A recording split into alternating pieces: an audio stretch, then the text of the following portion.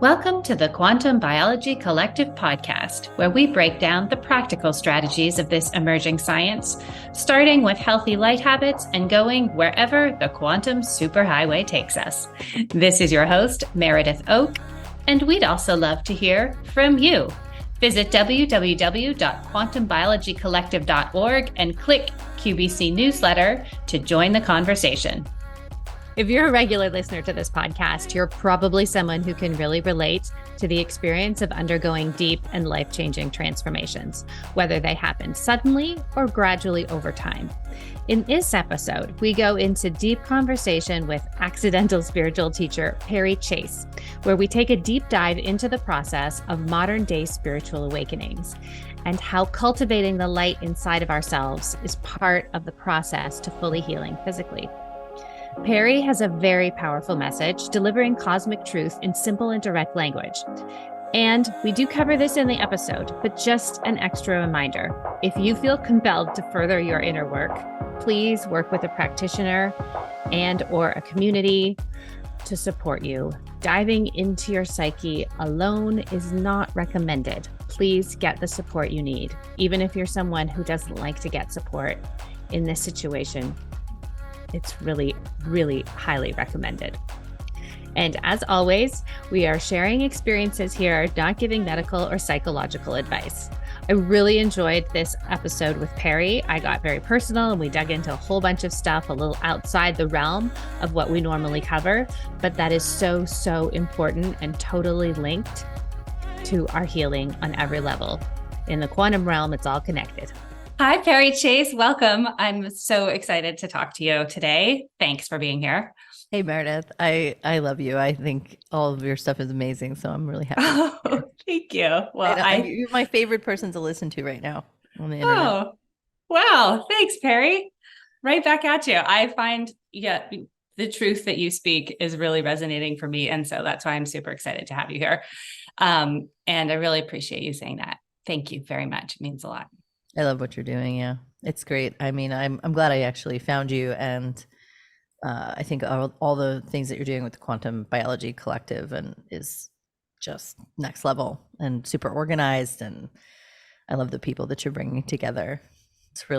It's important work. Thank you. It's been a journey and it's really fun. And I love, like, every time we do a new cohort, I'm like, ooh, who's going to be here this time? Because it's always so fascinating and beautiful and compelling to hear everybody's stories and where they're at. So in that spirit, I want to get into your journey in a detailed way. But okay. First off, just sort of give us like a high level explanation of the type of work that you're doing right now. Yeah. Okay. So if I had to describe it in just a couple of sentences, I would say that I am a kind of an accidental spiritual teacher. And that I say accidental because it was definitely not it wasn't what I was looking to do, or I was not a seeker in that way. Mm-hmm. But, ultimately what I teach is the path that has unfolded for me. And I really speak to it from the sense of like energetic mastery, right? Like of learning what I would call like the laws of energy. Mm-hmm. that are operating around us, and then how we orient towards that, and how we, what I would say, open to our higher and highest self and possibility living inside of our body, as opposed to it being this separate entity of like the higher self is out there or up there, and kind of the idea of like bringing that down into a lived experience. Beautiful. And we're so in need of those teachings. I think the way our culture is structured, it's a very rare person who is born into a situation where that is cultivated. The ability to do that is really cultivated. Well, we're definitely not born into it, right?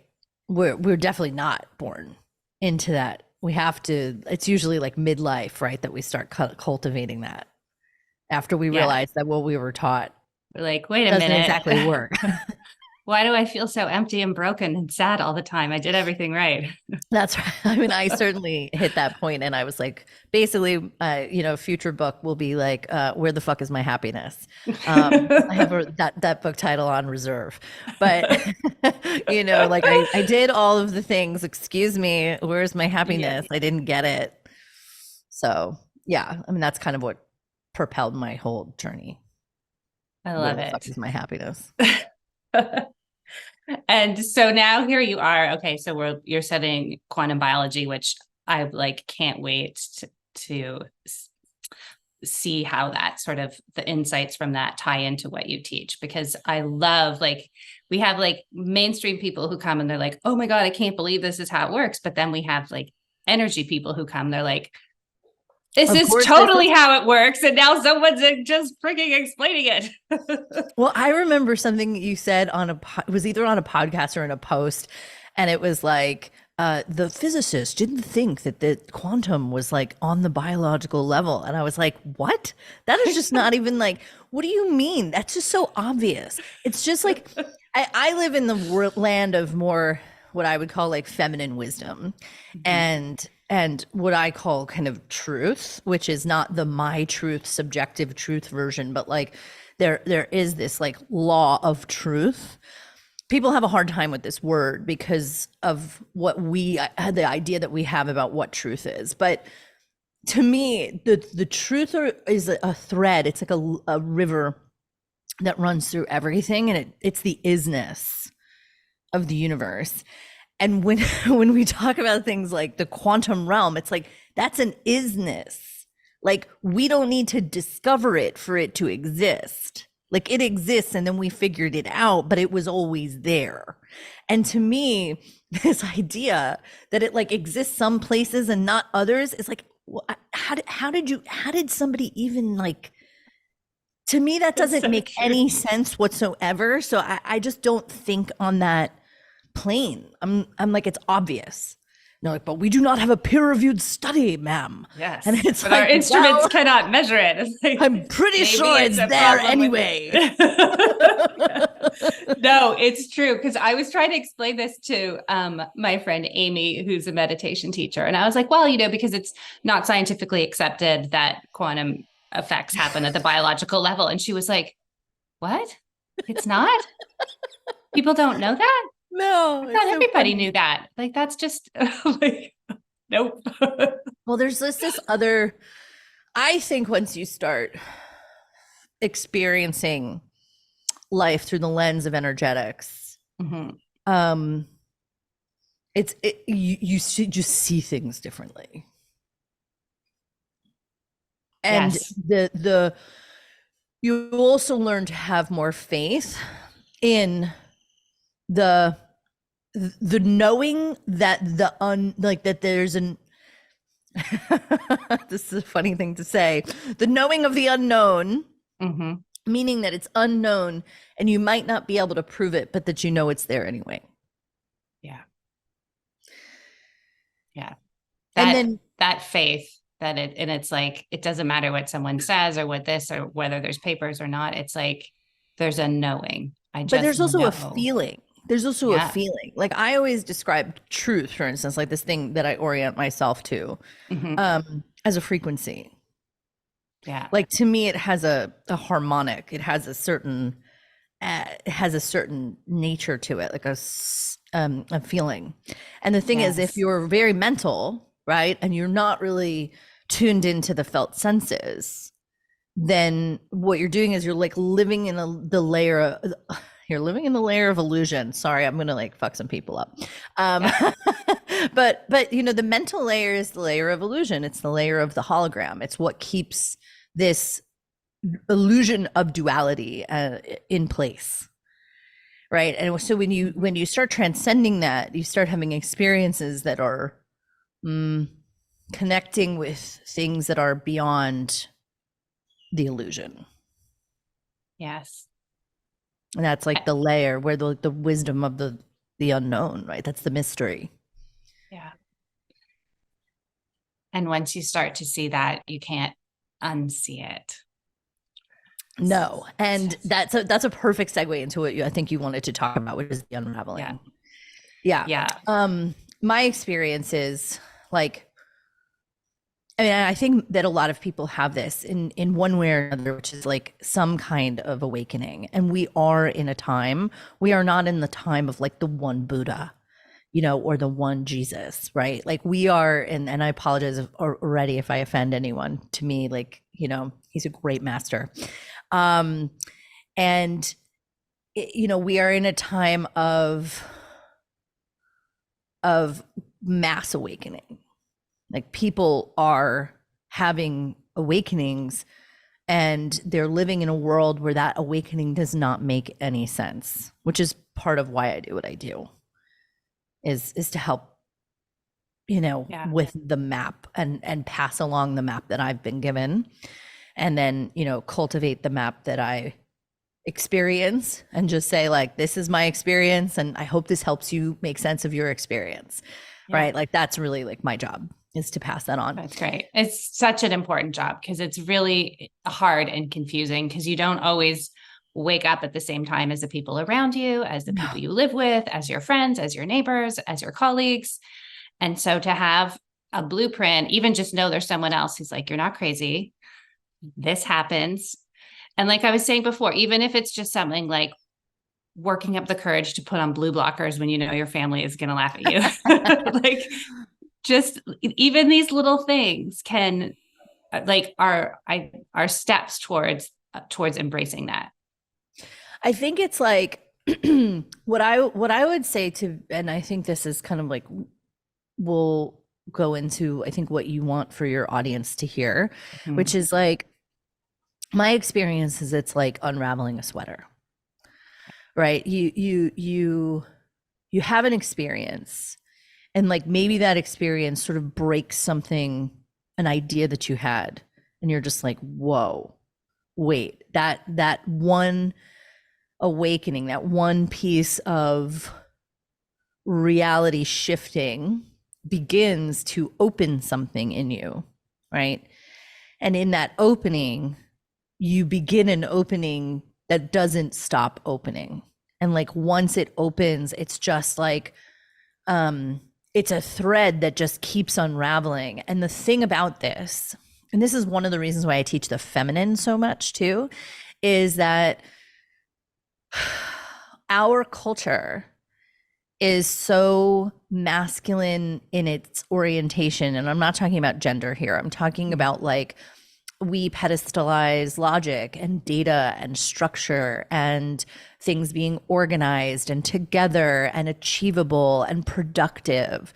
And when you begin having an awakening, all of that comes undone, and you end up in this sort of like wild mess of chaos for a while until you figure out what's going on.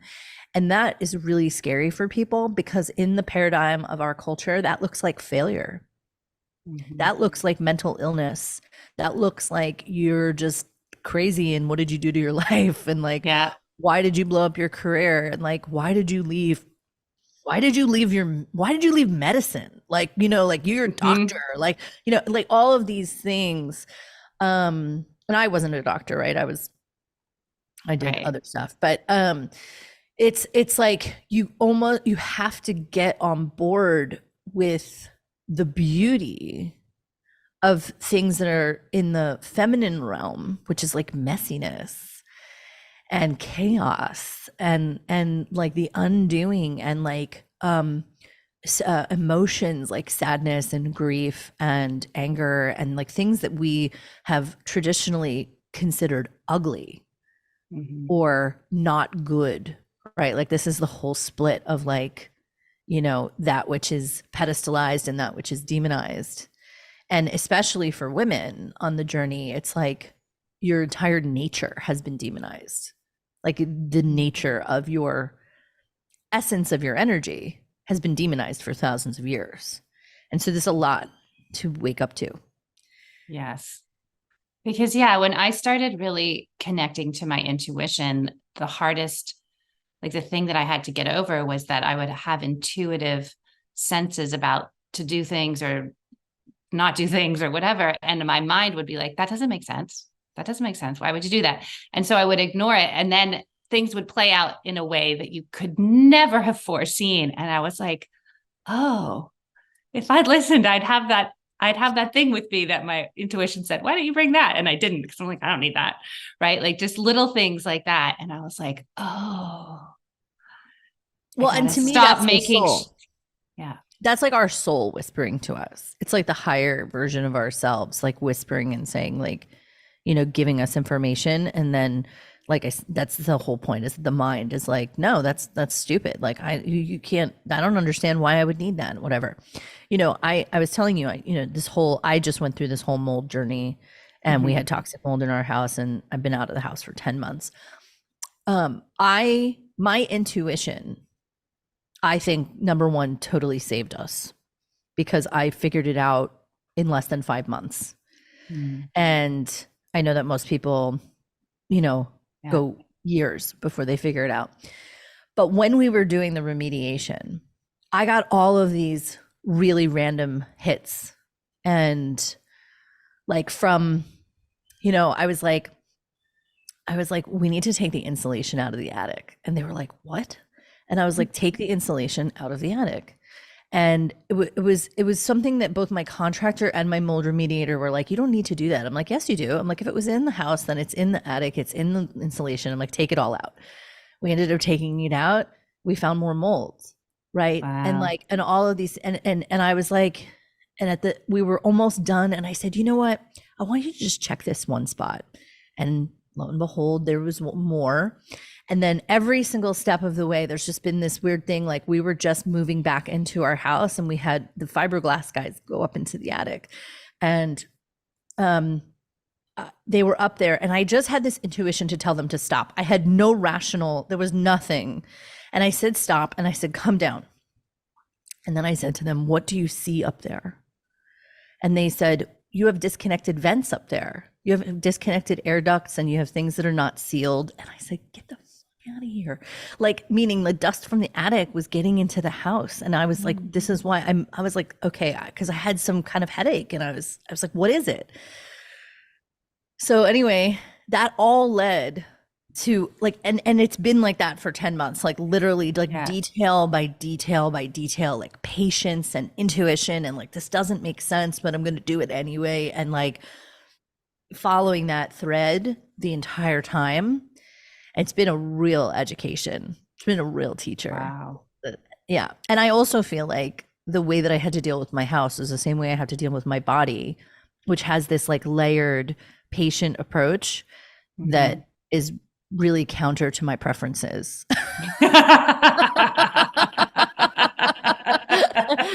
but like, doing it like with the house actually really helped educate and train me on like, oh, this is exactly how I need to relate to my body too.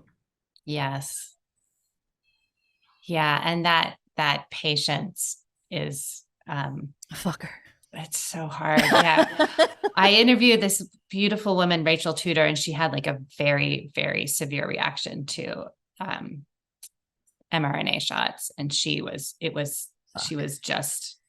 had like a little bit of every autoimmune disease you can imagine. Like it was just crazy. And she walked me through her recovery process. And I was like, and it took a long time. And I was like, how did you find the patience? But there's no other way. She's like, I had no choice. Like, I just had to get a little bit better each day for a year and a half.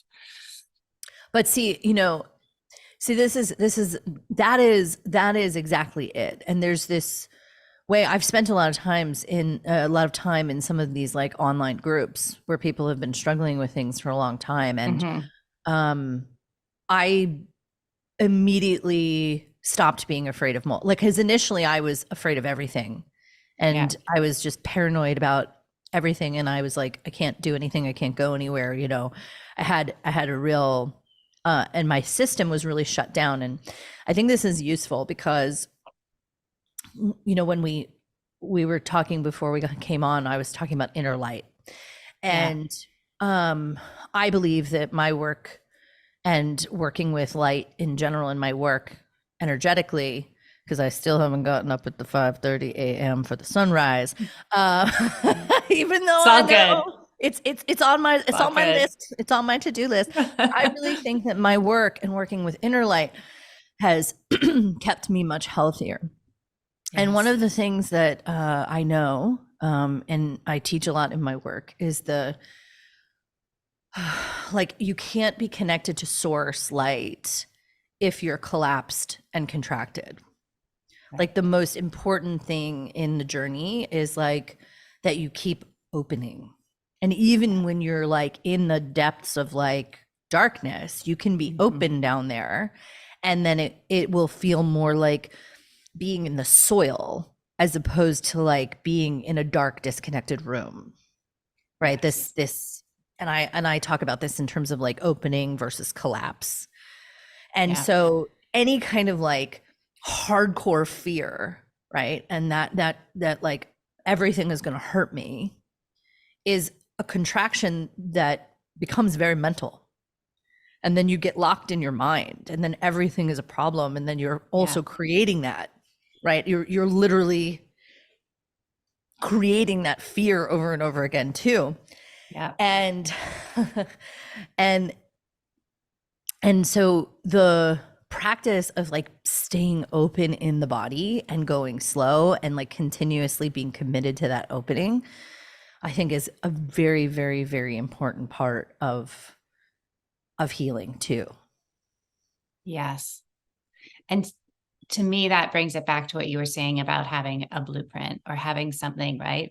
And that's why, just the knowledge that like, oh, the sunlight might help me. I can go outside, right? Like having some idea. Something to anchor to. Yeah, to anchor to. Exactly. And some sort of path to follow. Then that darkness is not an abyss. It's just a part of the journey. It's like, okay, I'm in the really hard part right now, but there is a way through it. Yeah. And other people have done it, and they are handing me back some clues and some guidance so that I can keep going and not, as you saying, collapse and contract in. Yeah. I think I look at this in two ways. I think that some of these chronic illnesses, like I think this whole like mold, I mean, it's like a PhD itself, you know what I mean? It's multi layers. I paid at least $150,000 for my education in it. Like, you know what I mean? Like it is like a legit education. But I look at it as like a maze. And the thing about some of these is that I think it's also really important for people to remember that as souls, we choose lessons.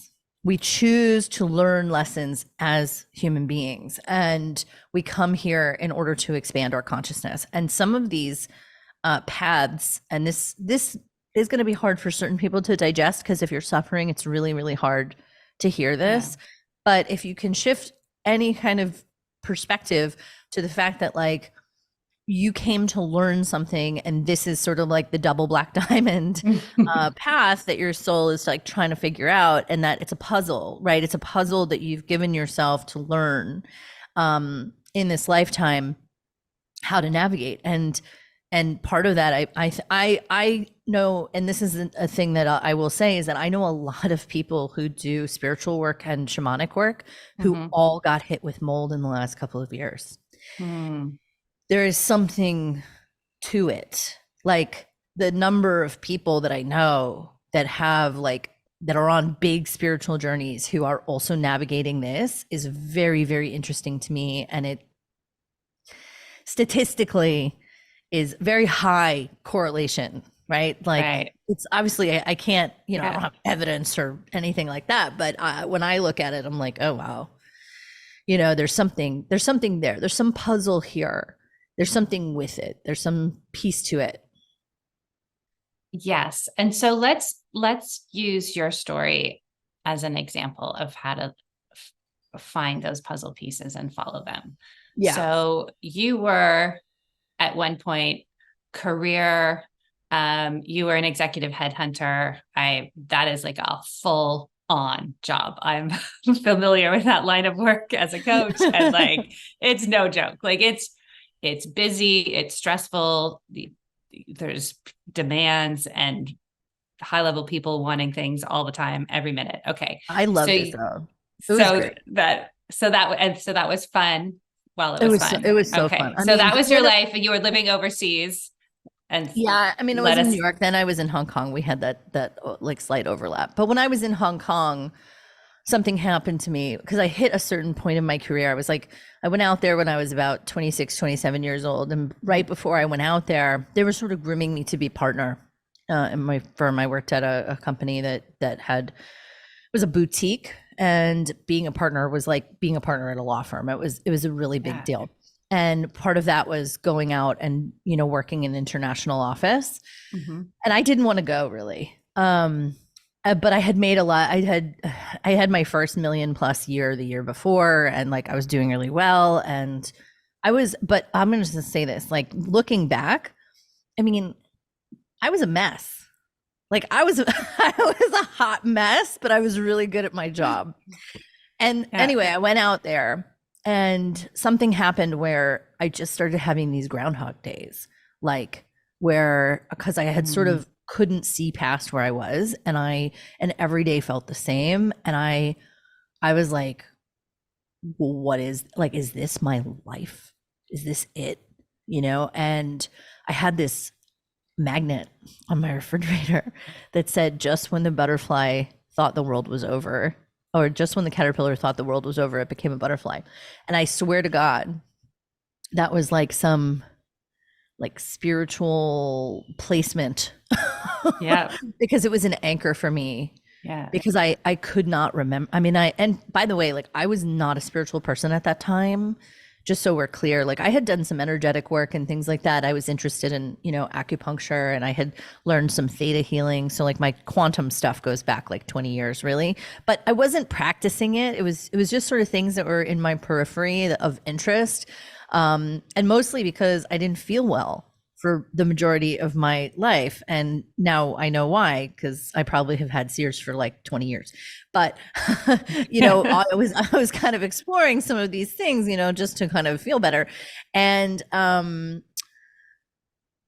that magnet though felt like an anchor. And at some point I ended up in Bali, and I was on vacation. My boyfriend at the time was in Ireland with his parents, and I didn't go, and I went to Bali by myself. And I had this encounter with some women at a bar, and we were having drinks, and they were there to see a teacher, an enlightened master. And I had no idea what that was at the time, but I was like imagining that it was like Ketut from Eat, Pray, Love, like the fortune teller. Of like course. that was like, I was like, oh my God, the guy from Eat, Pray, Love, and but this just shows you like how far away from I was not a seeker, right? Like I had read The Secret, and I thought that was the best book in the world. It was like that was my experience. But anyway, they took me to meet him, and my life dramatically changed that week in such a foundational way. And I went through a whole process of sitting with him, and I didn't even want to be there. I was just like, I don't know what this is or whatever. And his people were like, you have no idea what kind of a privilege and invitation this is, because he invited me into the retreat. And I was like, I don't, I was like, what? Yeah, I'm like, I'm in Bali. I want to be by the pool. But anyway, so he had me start doing these exercises, written exercises, and I talk about like peeling the onion, right? Like, so it was like he had me like really start peeling the onion and looking at like the things that I believed. And one of the things that I saw in that was that all of my success was never for me. Like none of it was for me. I had done all of this for like the approval of like my dad or like my bosses, or like to get away from something, or to try and it just, I'm the kind of I'm a very decisive person. I've always been very decisive, but like seeing that, it pulled the entire card house of my entire life. And I literally left Bali on a Sunday, and I called my boss in New York on Monday, and I was like, dude, I'm done. And he was like, what do you mean? And I'm like, I'm leaving. And he's like, leaving where? What are you talking about? And he could not even comprehend what I was talking about. I'm like, I am quitting headhunting. I will give you a month's notice. I'll unwind all my clients. I'll give you all this stuff. I said, but I'm done. He's like, take a sabbatical. He's like, you're about to make partner. And I was like, no. I was like, I am done. I need to be done. And I had, like, just so everyone's clear, like, I was making a lot of money, but I had zero plan. I had not thought about this at all. I did not make a plan. I mean, I just was like, I'm done and I'm going to figure it out. Yeah. I am that kind of person. Money. Yeah. I had enough money that it was like not a wild and crazy thing. Like, I mean, but I was also accustomed to living in a certain way that I got a fast education. Let's just put it that way. I went totally broke in this whole process, which I think was also very important. It was important part of my journey, but everything unraveled, everything. And I spent like 2 years unraveling, like in the dark by myself. And it's another thing that I would never recommend to people, because I would say that I barely made it through. Yeah. Like, there were some really, really dark times, and I somehow miraculously navigated them alone. Yeah. No, that's a really good point. It's don't do it alone. Well, if anyone's listening and they're contemplating something, yes. It's one of the things that it's really interesting, because people really do, like, for my upper level programs and when I work with people on these journeys, like, I work with people for multiple years, and a big part of that journey is actually like their entire life coming apart, like holding them through basically everything that's not true, like coming undone, and just holding them through that, so that, like, when they begin to create again and they come to this place of what I used like to call it is switching tracks, which is the track of like the egoic life, where like the desires that you think it's like the things that you think you want in order to be the person that you think you're supposed to be based on a set of ideas, versus the person that you're meant to be by following what I call this thread of truth that is inviting you step by step into like an unfolding of your life, as opposed to this armoring of your life, right? In the egoic track, we add layers of significance, right? Right? We add layers of like, oh, look, I'm certified in this, and like I have this degree, and like I'm doing this, and look at all these things that I've achieved and all of that. And then the what I call the feminine path is like the path of undoing. It's the like unbecoming everything that you are not. Like, you are not that certification. You are not that idea.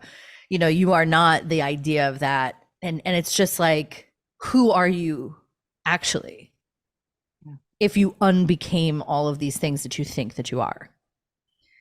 And I think that this is actually something that's happening for your quantum biology people, probably, because it's a little bit of a, it's like being called towards representing a kind of truth that the rest of the world has not yet embraced.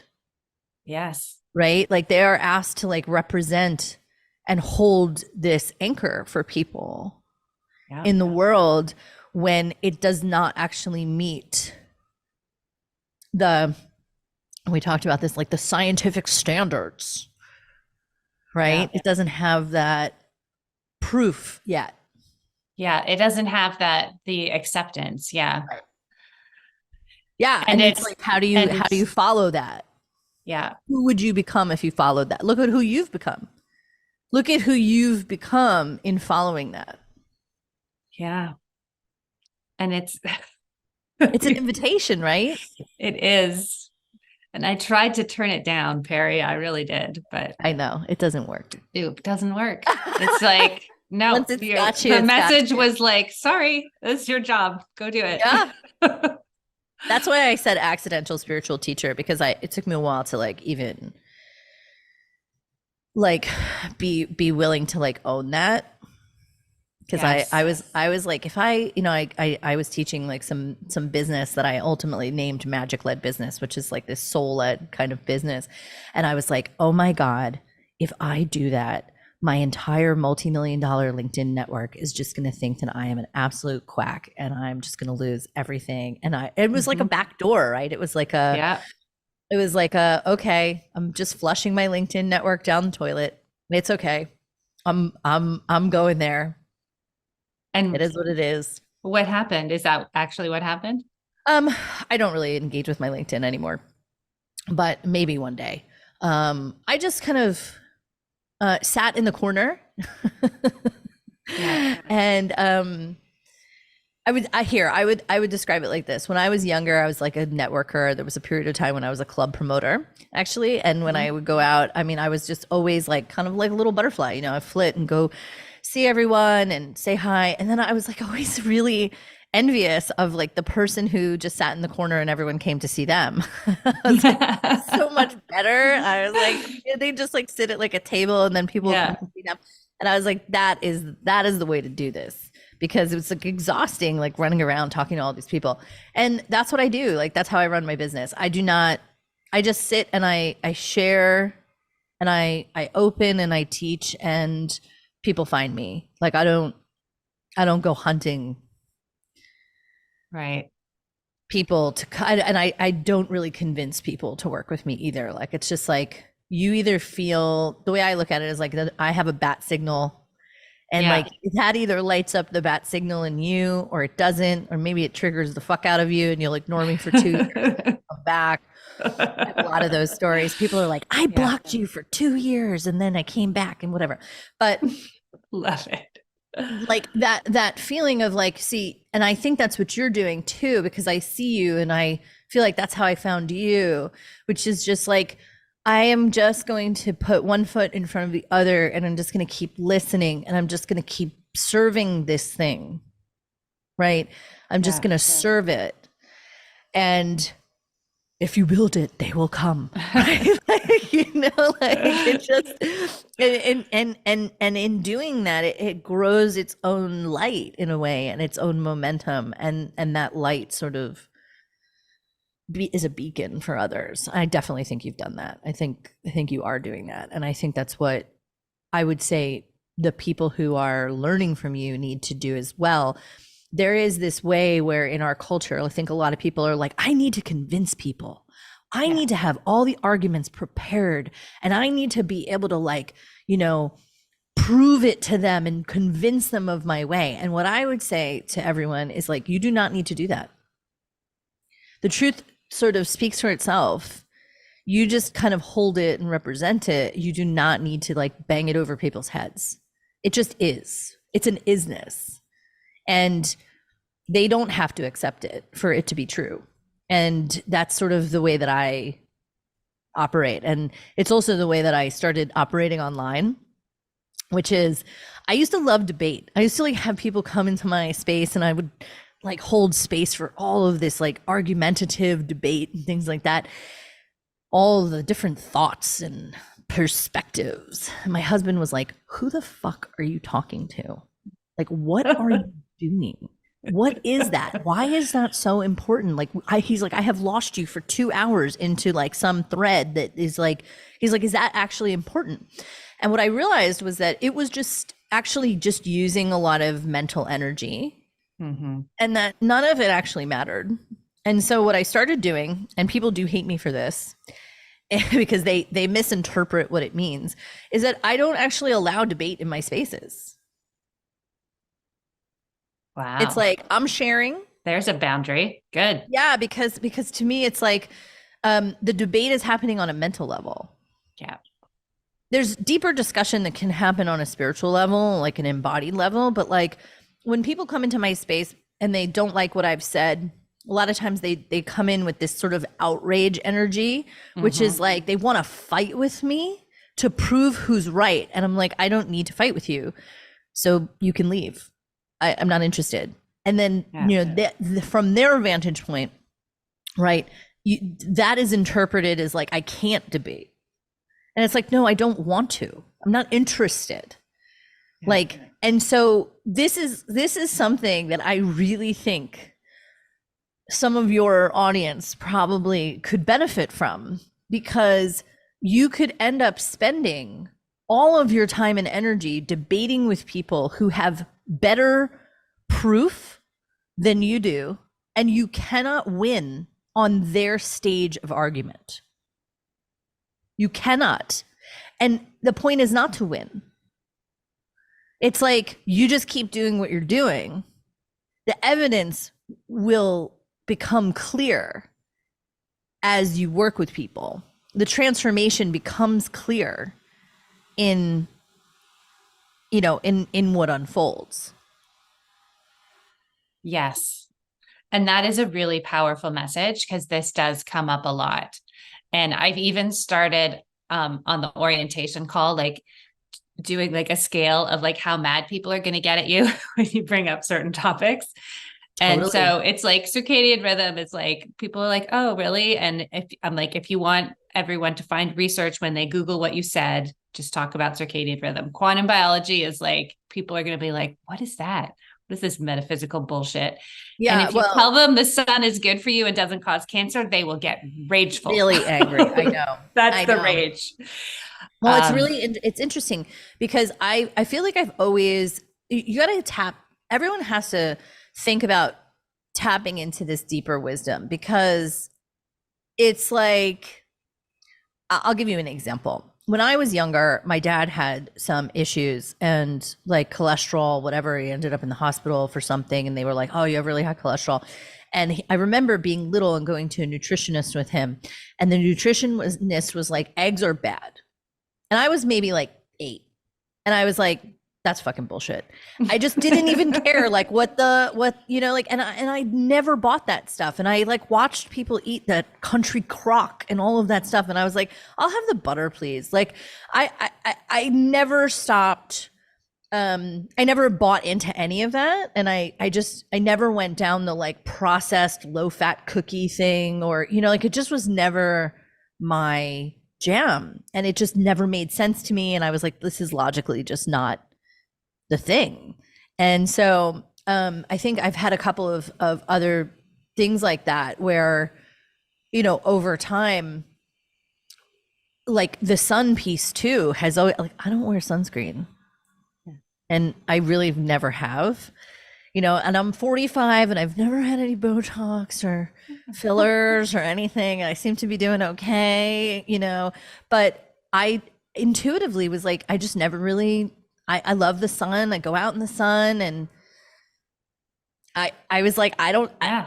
I don't think this is true. I don't. Yeah, it doesn't. You're right. Back to what you were saying before. It doesn't feel true. Doesn't feel true. It doesn't feel true that I need to wear SPF 50 every time I step out of my home.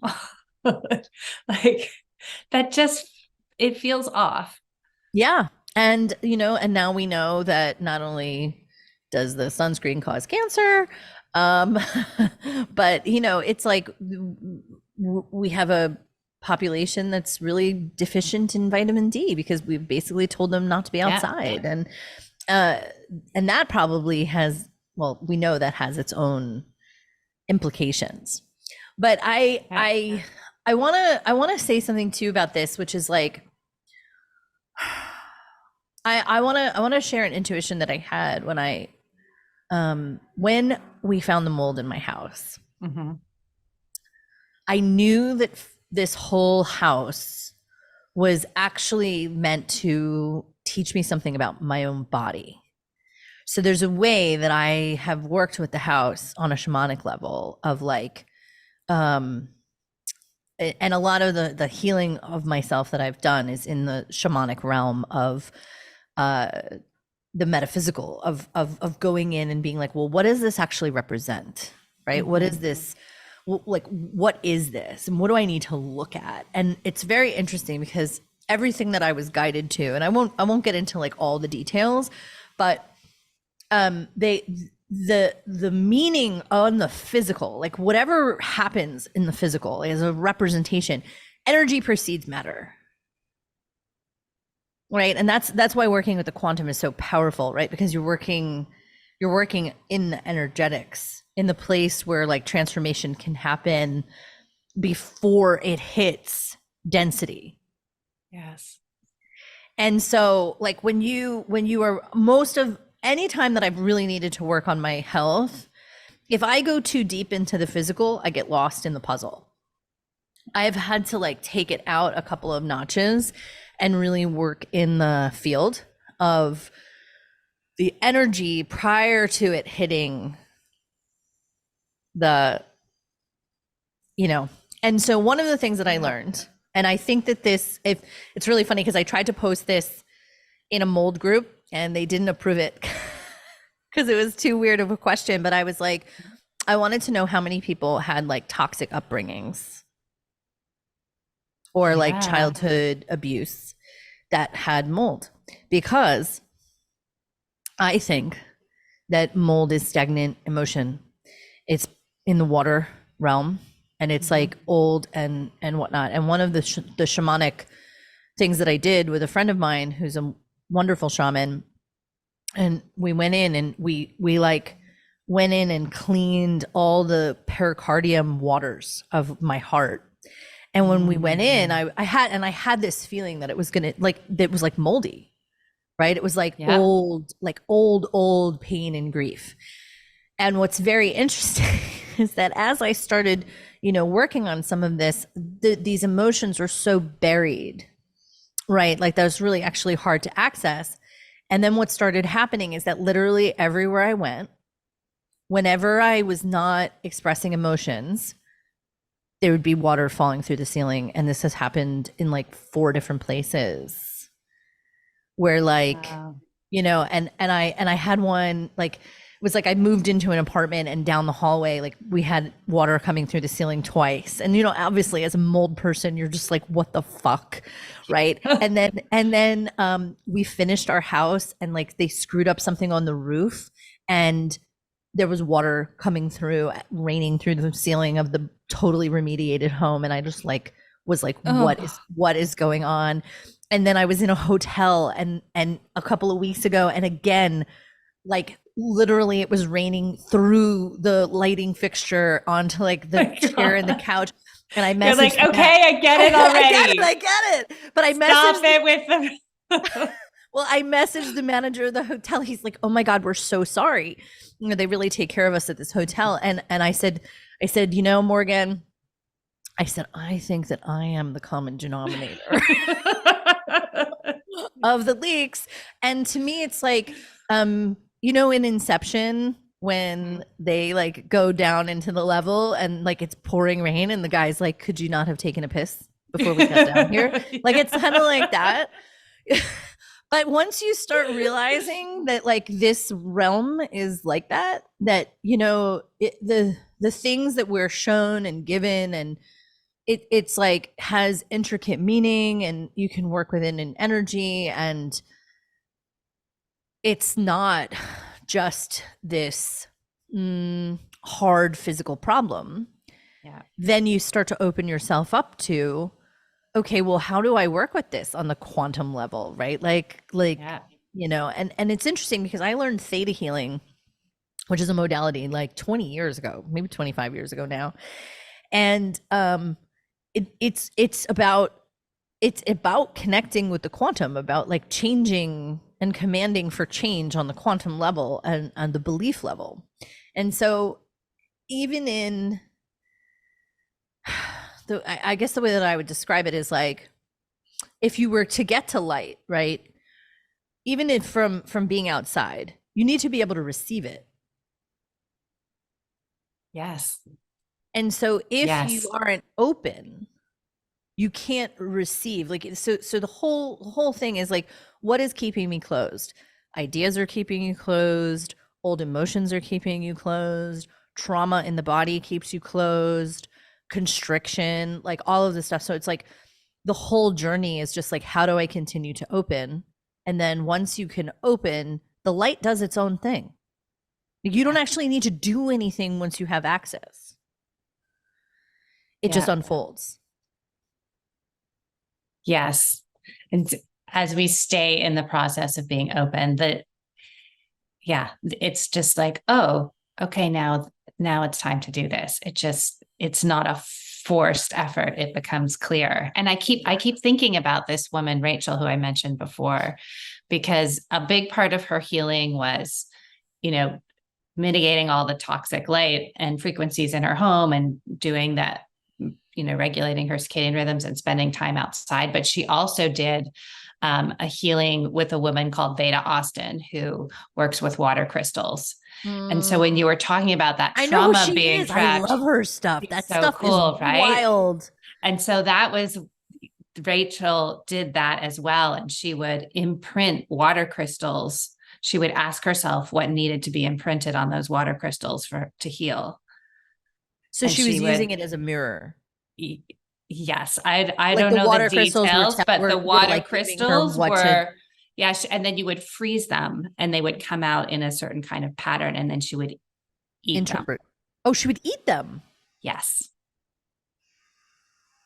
And so the cool. water, like, isn't it crazy? Like, oh, look at this pseudoscience telling people like blah, blah, blah. See, but I think sometimes you need to I think the people who are called into these weird sicknesses that like Western medicine has not figured out at all are actually being called into experiment with truth.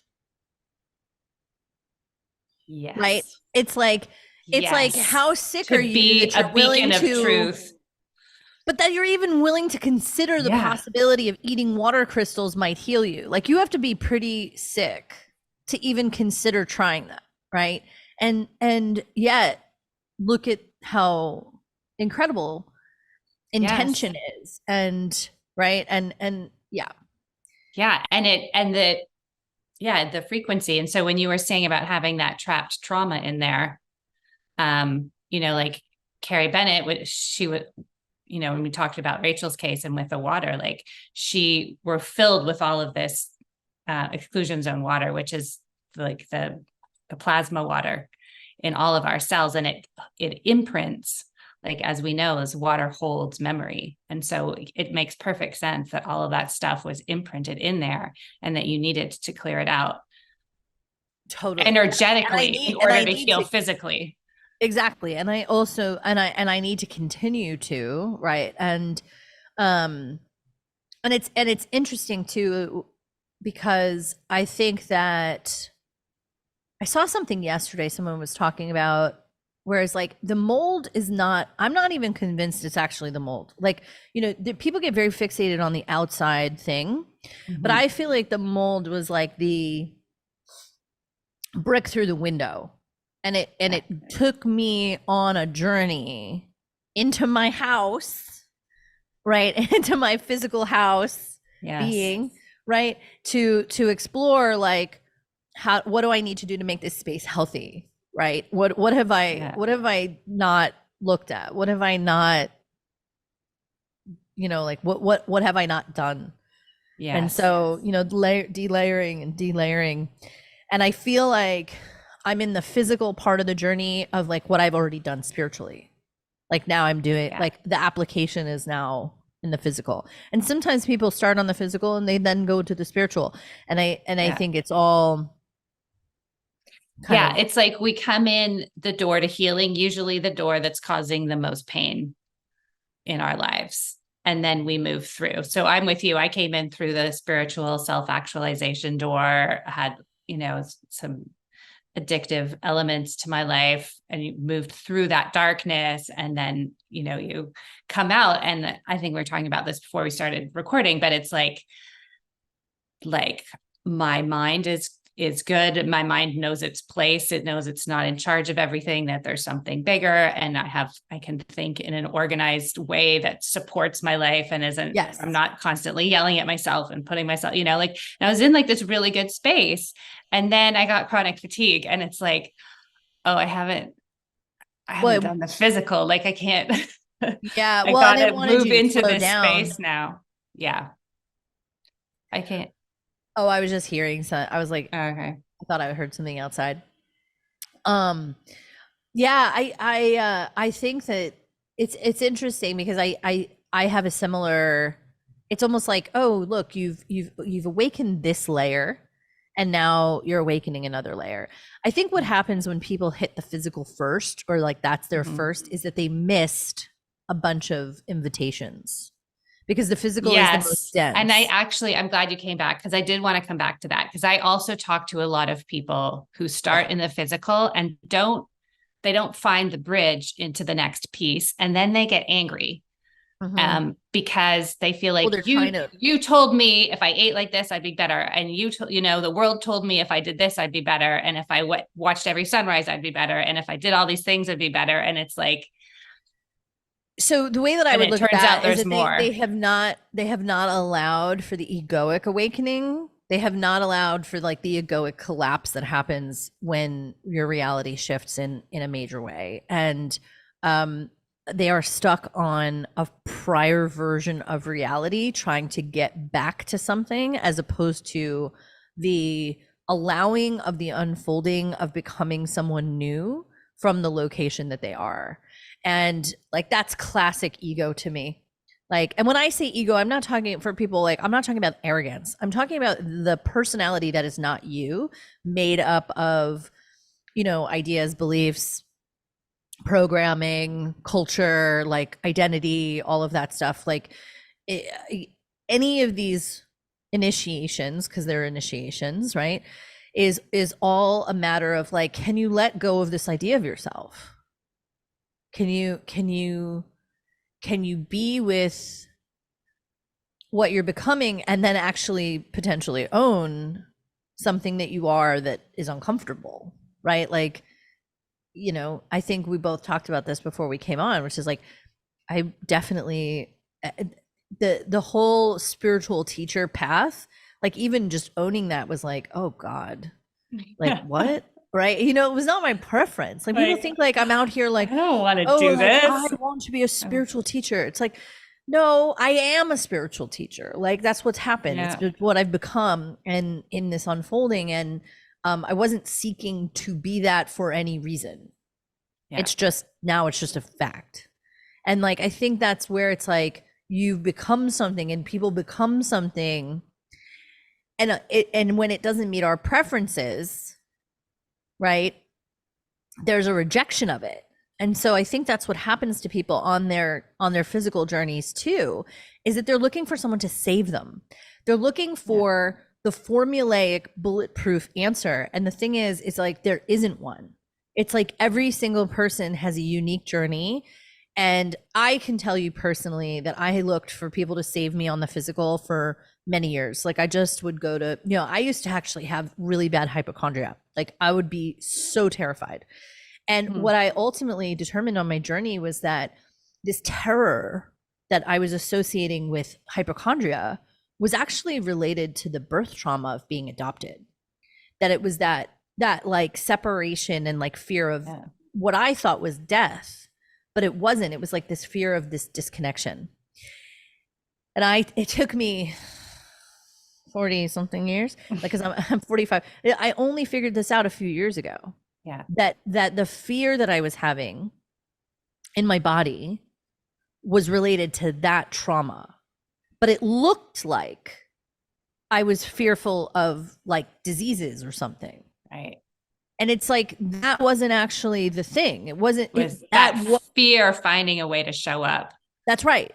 It was just like my mind just took the feeling and projected it onto a particular thing. So I don't have that anymore. Right. Which I'm really glad, because in this like mold phase, like I'm really sensitive to a lot of things.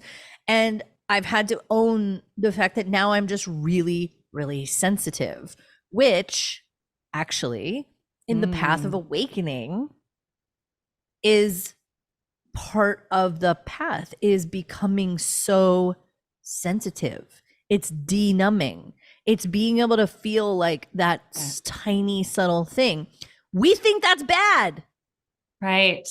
See, we think that's bad. It's inconvenient. Like I can't function. I don't want to feel everything. I don't want to smell the mold when I walk into a room. You know what I mean? And it's just like, actually what's happening is your senses are awakening. Yes. And that happens with light too.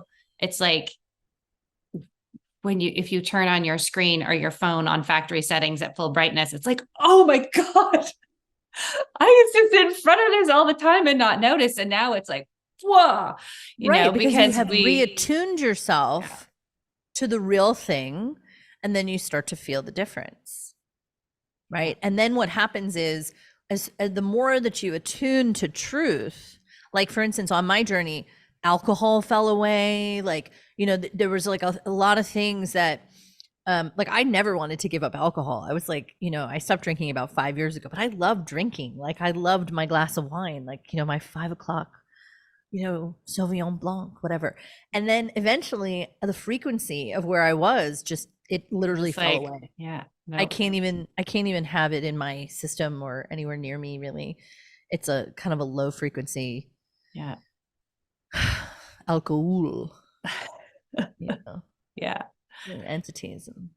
But it's similar, because what happens is like you start orienting towards what's true.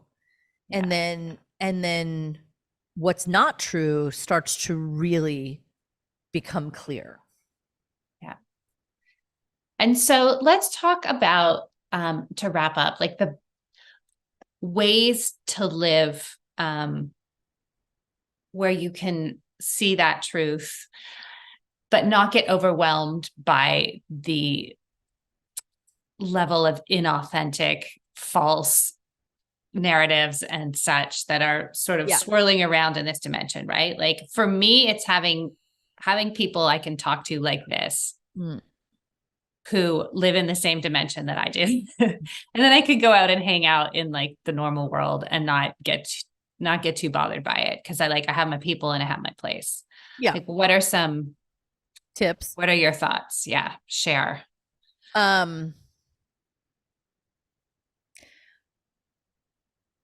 mean, look, one of the reasons that I also teach other people awakening is because it is lonely. I mean, just selfishly, it's like, it is kind of lonely in the sense that, what happens is that when you begin to see this, like beyond the illusion, like beyond the programming, it's like the people that you meet when you're walking down the street are living in a different reality. They literally are living in a different reality. They are living through a lens that you do not share. And so that lack of shared reality creates disconnection, and it's hard because that's the painful part. And they see things through their beliefs and their ideas and their programming, and you have been deprogrammed. You are, you can see through. It's like people who still watch CNN. I'm like, are you fucking kidding? Like, do you not understand? Like, what part of the media did you not, like, what memo did you not get? Yeah. That's not even real. Like, fiction, fantasy television. Like, no, it's so true. It's like, oh, you didn't get the memo? It went out like 800 times in the last few years. I know, but there are people that still sit down at the dinner table and like turn it on, and they're like, oh, Sanjay Gupta is going to tell us what to do. And like, to me, it's like, it's like a sitcom. Like I cannot, I mean, I can kind of relate, you can always kind of try to connect with people on the deeper level, right? Like you can always make that invitation. They may be scared of you, actually. They might find it triggering. Yeah. Right. And that's also hard, because what happens is that, like, the more that you hold something like truth or light, like you are, the more that it is confronting to people's ideas of the world and themselves. And so there is this sort of resiliency that you must have of not taking it personally. And that is something that I see people, in these discussions and debates, arguments, etc., in navigating these different realities, is the way that we cannot take it personally. And believe me, that has been a big thing for me, because I have had a lot of heartbreak on my journey with people, and trying not to take it personally, but sometimes I take it personally, and it hurts. Yeah. And it does hurt. And I mean, we want to be accepted and liked, and it's hard when people don't want to offer that. And especially when people see us as an agent of disruption to their reality. Right. Yes. You know, like meaning like, so for so many people, like think about this from the medical perspective, right? And the people that are kind of working with you, those people are becoming people who are a threat to the medical system, which is a cartel. Sorry. Yeah. No, it is. You know, I mean, there are good people trying to practice medicine to help people. There are good people inside of the system. The system itself is corrupt. The system itself is distorted. It is not like the system, the overarching medical system is no longer about health and wellness. Yeah. I'm not even sure it ever was. Yeah. Just as a quick example of that, so my husband works corporate job. We have corporate health insurance for, catastrophes. We don't use it much, but we got a little card in the mail that was like, we are now paying for, it was called secondopinion.com. And it was like, your health insurance is now covering a second opinion. If your doctor has recommended any of the following surgeries, we will pay you $200 to go get a second opinion. Because they know how overprescribed these surgeries, right? Like and so they're the ones paying for all these surgeries. And there's like this whole list of surgeries, unnecessary surgeries, that they're like, actually, so now like the insurance is like coming up, the insurance system is coming up with ways to like double check the medical system so they don't have to be paying for so many surgeries. And I'm just looking at this thing and I'm like, oh my God. Right. Like there used to be a time where a surgery was life-saving and that was that. And now it's like. And by the way, like I also want to just say, like, I'm not dismissing all of Western medicine. I think there's some incredible advancements and things where, seriously, I mean, like if you were in a car accident, you pray that you have good surgeons and things like that. Absolutely. And certainly what they've done for hearts and, transplants and all of that. But I think that we can all say that Western medicine is about crisis management. It's not about health. And that is just it's a totally different thing. And that's one of the reasons why it's actually pretty useless for a lot of these chronic things, which are just like system shutdowns, right? Like where the body is out of balance and it's asking. And I think that people don't want this simple answer. They're like, it cannot just be that I get up at sunrise and go look at the sun. Like that cannot be the fucking answer. You have to give me a painkiller or whatever. Yeah. Because the conditions and the symptoms are so multi-layered and complex. It feels like the solution should be really complex. But this is why, and yet we live in a problem-oriented culture where like we like problems and we like solutions because that's mental and egoic. Like the ego loves puzzles, right? So it's like, give me a problem and then let me spend all of my focus, time, and attention on figuring out that problem. When actually it's like, you've got to drop down like 100 layers beneath the problem to just be like, okay, what is the simple root? Right. And so like when I work with people on pattern work, for instance, like I was explaining to you, if I just focused on hypochondria, right? Like, and this is, like, or my worries about health or things like that used to plague me. I never would have gotten below it. I had to actually go into like the feeling of it and then be like, what is that? But we're always trying to avoid the feeling of the thing. And so we end up in the static layer of the story. And the thing is that the feeling can create lots of different stories.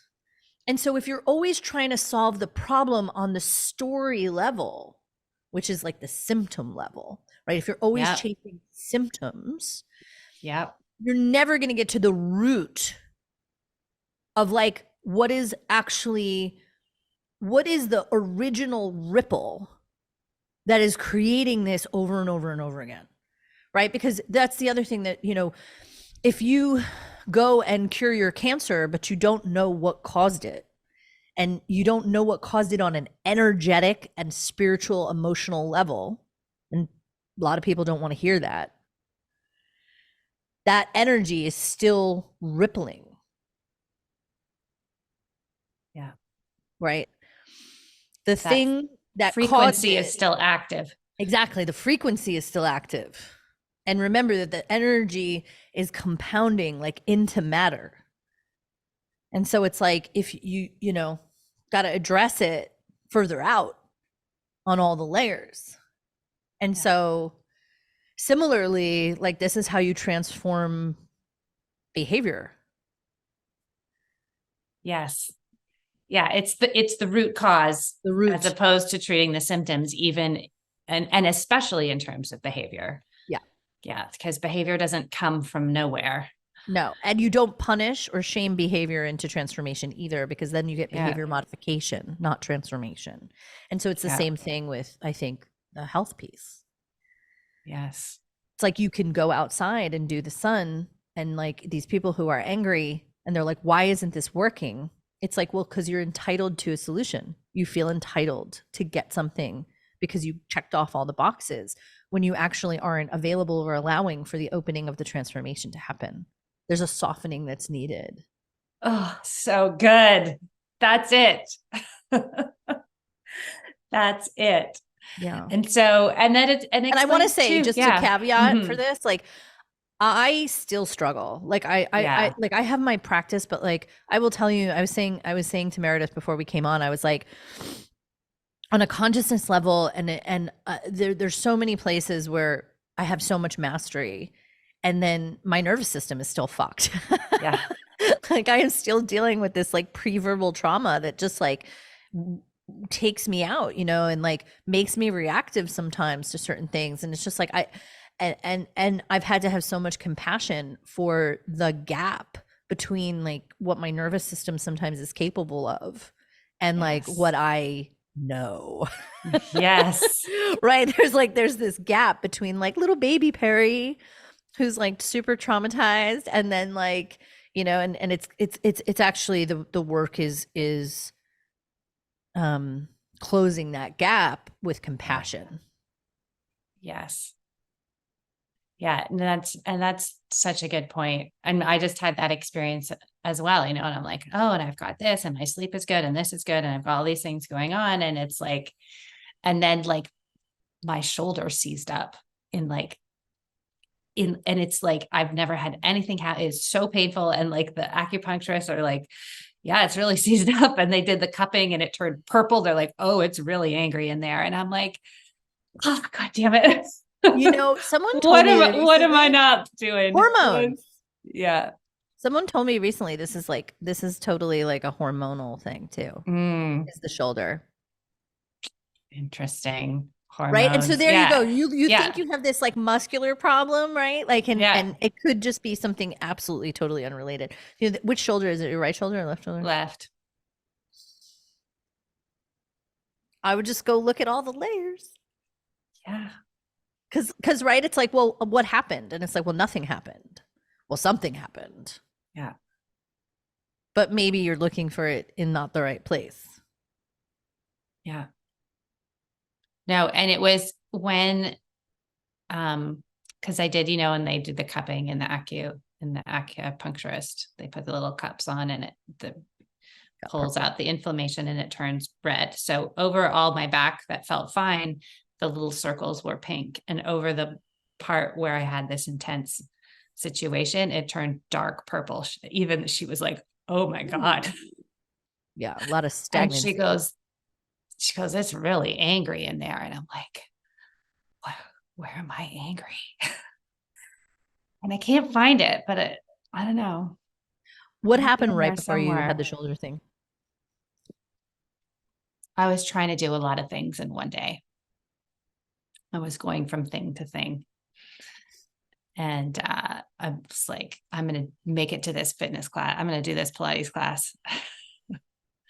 That was the last thing I ever did.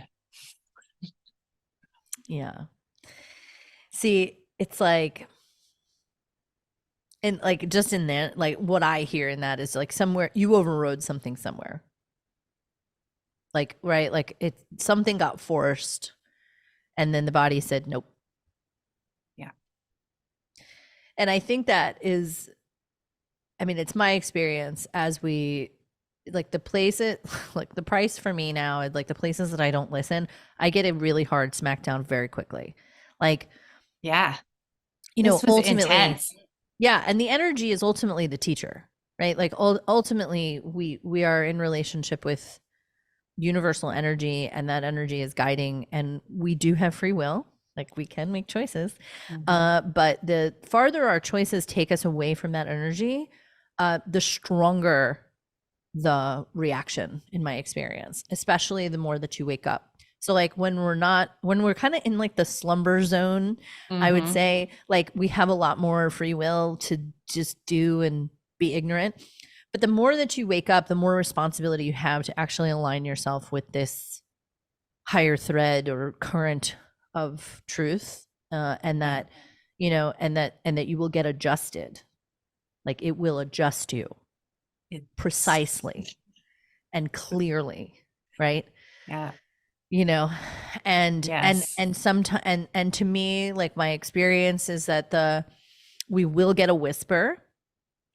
If we do not hear the whisper, you might get a tap on the shoulder, then you might get a brick through the window, and then if you're really not listening, you will get a Mack truck. And like my I like to try to hang out in the whisper and tap on the shoulder zone. Yes. The cost of the Mack truck is high. Yeah. I think this is a tap literally on your shoulder. Literally on my shoulder and I'm left-handed too. Like this is my side where I do everything. And yeah, I I would think it say is. perhaps maybe less doing, more being.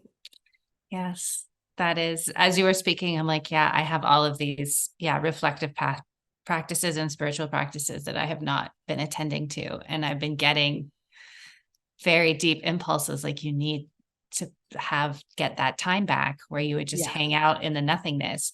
And that used to happen like, well, because we lived overseas. So we would do like, we moved to Hong Kong and then we moved to France. And I would have these periods of time where like I would get the children settled and everyone would get settled. And then like around like month 2, I'd be like, oh, like I'm totally alone in a new place. So nobody knows me. Nobody expects me anywhere. I have nothing to do. I haven't set up any structures for myself yet. And I would just have this like kind of limbo time. And I had so many, that was when I meditated and found the light. Like I had so many, you know, the quantum biology piece and so many things like that. And I don't do that anymore. We have to create it. You know, it's really interesting. I'm actually doing that for myself this week, because we moved back into our house and then I ended up back at the hotel, and we were just at this hotel for 30 days by accident. Like it was just kept getting extended and extended when we were trying to get back into our house. And I was like, okay, I will take a vacation this time. I promise. I'm like, I just like it was like, no, go do nothing, when really I feel like I have so much to do and I have so much to get done, and it really does not make sense mentally, right? Like I'm in kind of this productive zone, but actually what I really need is some space this week. And so I gave it to myself and I just took it and said, you know what, like I need to go and sit at the pool and just be with myself and hang out with my husband a little bit, and just because my experience actually is that in that space, in when I can sit and open, which is that space that you're looking for, that's the space that real creation comes from, not the doing. Like we consider in our culture the doing to be the creation, but it's not. It's like just like keep coming back to that opening, and from that opening we can start again. And it's that people do not give themselves permission for that, because we really value the productivity and the doing. Yeah. And it's the same thing about like the getting better too. It's like, what am I doing to get better? And it's like, well, maybe you just need to be. Just be in the light. So, Internally and externally. yes. Yes, absolutely. So, I do just want to wrap up by saying, yeah, if anyone is sort of moved towards an opening by this conversation, I do recommend getting some support. We talked about this earlier. You don't, if you feel something coming on where you need to go deep down and look at some things, definitely get some support. Don't do that by yourself. And I really recommend that people seek out somatic. So like if you're going to go for therapy during something like that, like I really recommend practitioners who are working with the body, because a lot of times, during an awakening, I'm not saying to people shouldn't seek out therapy if they need it, but you want to make sure you're working with a practitioner who's not working just with the egoic mind. Yes. It's really important. That's a really good point. Yeah. And it may be, you may need a team. One person will get you to one place and then someone else to another place. And Perri, what are your options for people to work with you or attend your events? Do you have courses? I do. I have a lot of different ways, and I'm actually making some really big changes right now. Like there's a huge transformation. Yeah, I change my business often in the sense that like when I can feel like something's stagnant or not true, like I just shake things up and restructure my programs. And I'm actually going through a really big restructure right now. But the program that I wanted to put out there to your audience, because I think you have a lot of leaders who are listening, is a program that I'm actually enrolling right now. It's an 8-month program with me called Slay.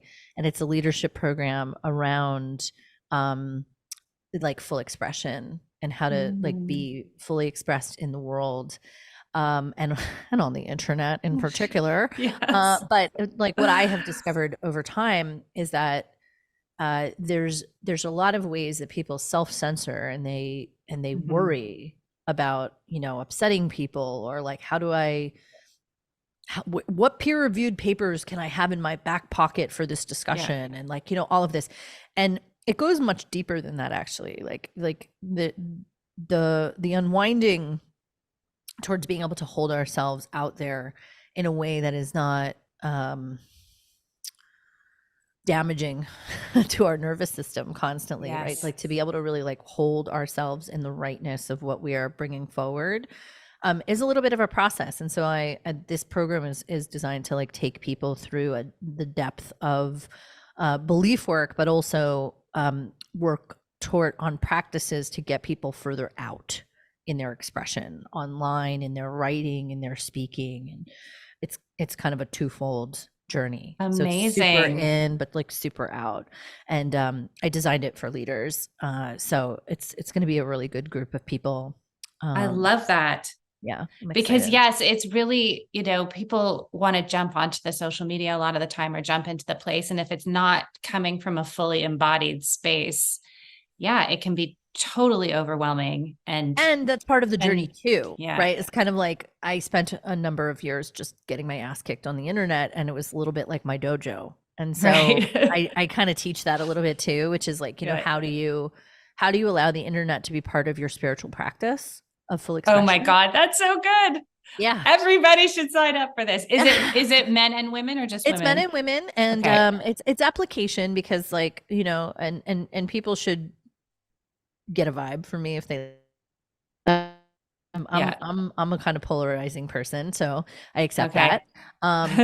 But if someone feels really called, usually people can feel a really intense like, oh, this woman is for me, and show me, just like tell me where are we going, and those are the people that tend to be the ones who like working with me.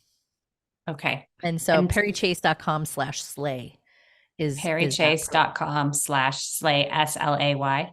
Yeah. SLAY. Like slay the dragons. Yeah. Or they can message me on Instagram. Okay. Too. And you are at Perri Chase on Instagram? Perri.chase. Perri.chase. Yeah. Okay. And that's with an I, PERRI.chase. Perfect. Thank you so much. And thank you for bringing all your wisdom into this space. It's, this was like, I think, a really important conversation. I appreciate it. All the And people. thank you for having me. Cause like, when I first found the program too, like the certification, I was like, I'm not a medical person and I don't know if they're going to want me. And I was like, I hope I was like, oh, woohoo, a spiritual teacher. That's going to be awesome. And it is. I love it. Yeah. And you showed up in that first coaching call and you were like, yeah, it's just, I'm here because the truth is just so fucking simple. And I was like, she gets it. I love it. Yeah. I get it. And I'm looking forward to diving in more. Life's been a little of a roller coaster, but just holding on right now. Well, we're here always. We're a lifetime access place. So everyone's welcome all the time.